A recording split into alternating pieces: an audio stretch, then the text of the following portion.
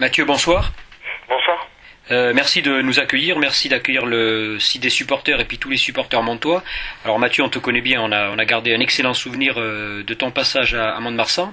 Avant de commencer, je voulais savoir comment tu allais, puisque on sait que tu avais une blessure à la main. Oui, effectivement, je me suis fait opérer de la main, du pouce, il y a 5 semaines maintenant. Donc j'ai repris les entraînements avec contact cette semaine et voilà, donc tout va bien, la rééducation s'est bien passée, tout se passe bien. Cependant, ça restait un peu juste et un peu court pour figurer sur la feuille de match pour ce week-end. Donc je serai pas présent pour jouer ce match. D'accord. On va attaquer le dernier tiers en gros du championnat. Saint-Étienne était venu il y a quelques mois à Mont-de-Marsan. Quel souvenir as-tu gardé de ce match aller? Pour moi, c'est un souvenir un peu particulier puisqu'on revenait un peu à la maison. J'avais dit un peu dans les journaux que je revenais à la maison. Donc c'est vrai que pour moi, c'était un super moment. J'en garde un très bon souvenir, même si au niveau sportif, ça a été très compliqué. Non, pour moi, ça reste un super souvenir. Alors vous avez accroché pas mal d'équipes depuis votre venue à Mont-de-Marsan, notamment de bons matchs contre Tarbes, Colomiers ou une défaite de justesse contre Albi depuis le mois de janvier. Alors comment se passe l'apprentissage de la Pro D2 à Saint-Étienne? Je vais dire qu'on a démarré la saison avec 6 mois de retard, c'est-à-dire que on a vraiment démarré notre saison qu'en décembre.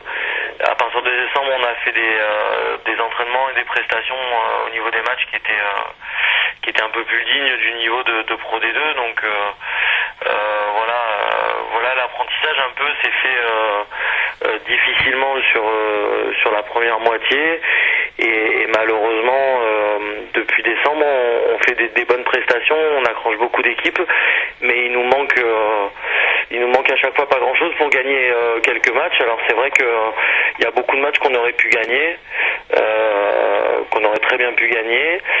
Bon, on l'a pas fait et puis c'est vrai que malheureusement pour nous, on va dire, et mentalement c'est toujours un peu plus dur quand tu gagnes pas. Donc voilà, cet apprentissage, on va dire, il est difficile, mais bon, et chacun apprend et chacun retire quelque chose dans cette expérience. Dans quel domaine tu sens que vous avez progressé depuis le mois de septembre?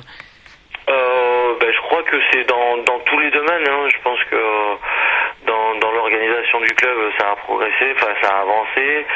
Dans notre organisation dans la semaine, ça a avancé. Et j'ai envie de dire que il y a eu l'arrivée d'une personne extérieure aussi, donc un technicien qui est arrivé de Belgique et qui a fait beaucoup de bien au niveau de l'équipe, qui a apporté un œil nouveau, un sentiment de fraîcheur un peu, et ça a permis à tout le monde de se remettre en question, de repartir à zéro, et on est reparti sur de bonnes bases au niveau de la structure du jeu, au niveau de ce qu'on faisait, et c'est vrai qu'on a énormément progressé depuis décembre. Alors on va parler un petit peu du match qui attend ton équipe dimanche. Tu connais évidemment tous les joueurs qui vont se présenter à Saint-Étienne. Comment, même si tu ne joues pas, comment appréhendes-tu ce match à quelques heures du début? Si je me mets du côté de Saint-Étienne, pour nous c'est un match un peu particulier. On joue une des équipes qui va certainement jouer une demi-finale. Donc nous on apprend ce match comme on pourrait comme un match difficile quoi, en fait, face à un futur demi-finaliste. Donc c'est vrai que et puis on sait qu'on a un rôle d'arbitre un peu à faire tant pour les demi-finales peut-être que pour le maintien. Donc c'est vrai qu'on prend notre rôle à cœur. Et ensuite, si je me place un peu du côté montois, je pense qu'eux, ils n'ont pas trop le droit à l'erreur s'ils veulent accrocher les demi-finales, voire même une demi-finale à la maison qui est encore accessible. Comment tu vois la saison des Montois, toi qui les connais bien, et puis peut-être que tu as encore quelques contacts avec les joueurs? Oui, j'ai encore beaucoup de contacts avec certains joueurs, et j'ai eu l'impression que la saison était un peu en dents de scie de l'extérieur, donc c'est vrai que j'ai trouvé qu'il y avait peut-être un manque de régularité qui leur fait défaut aujourd'hui.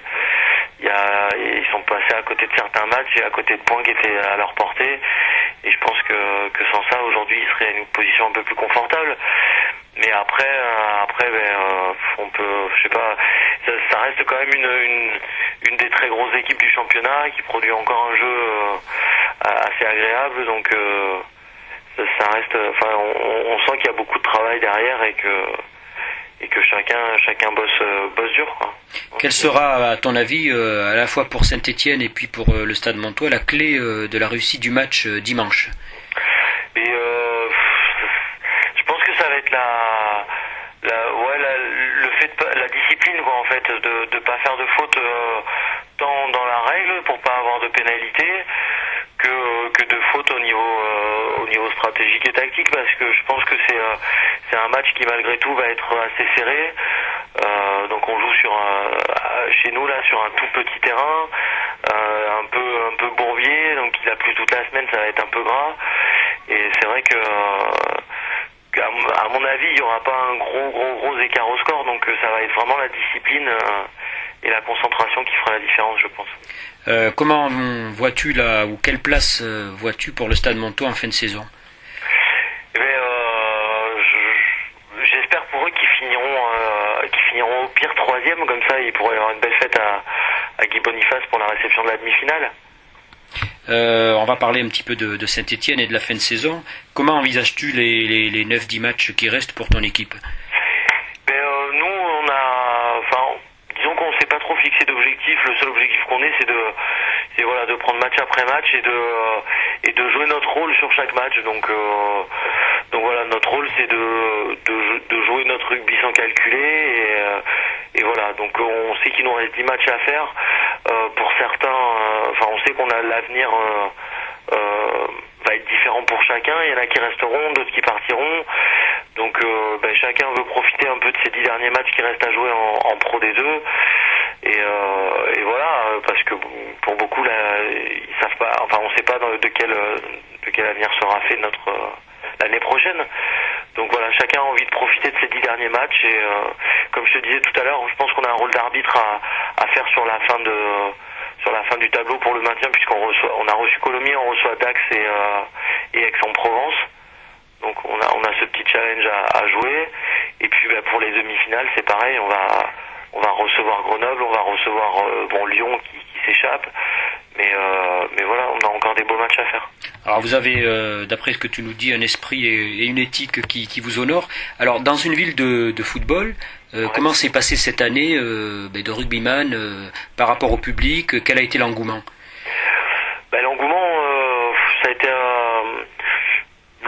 les gens qui viennent au stade sont des vrais supporters. Ils viennent au stade, ils supportent l'équipe. Après, il n'y a pas eu beaucoup de monde au stade, mais je pense que les résultats n'ont pas fait non plus qu'on a attiré beaucoup de monde.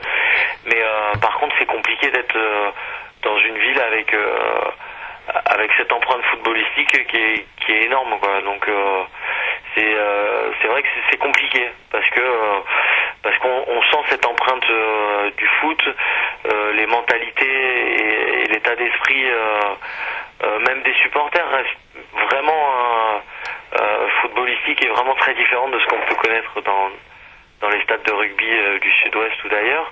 Et ouais, c'est vraiment particulier, quoi. C'est vraiment particulier. Néanmoins, je pense qu'il y a un beau challenge à faire quand même dans cette grande ville. Et ça reste un projet qui un jour pourrait aboutir. Mathieu, une question plus personnelle. Comment tu envisages la suite des événements au niveau du rugby? Je sais pas du tout. Vraiment, pour l'instant, on est en train de se poser des questions un peu avec ma femme. Vraiment, pour l'instant, on n'est pas du tout fixé sur notre avenir. Voilà, on n'est pas du tout fixé. Écoute Mathieu, on te remercie pour nous avoir accueillis. Et puis tu resteras toujours beaucoup dans les esprits et dans le cœur montois. Tu as parlé de Laetitia, vous avez toujours été vraiment très très chaleureux, très agréable à Montmarsan et on vous oublie pas. Merci beaucoup. C'est gentil, c'est réciproque. Merci beaucoup Mathieu, à bientôt. Merci beaucoup.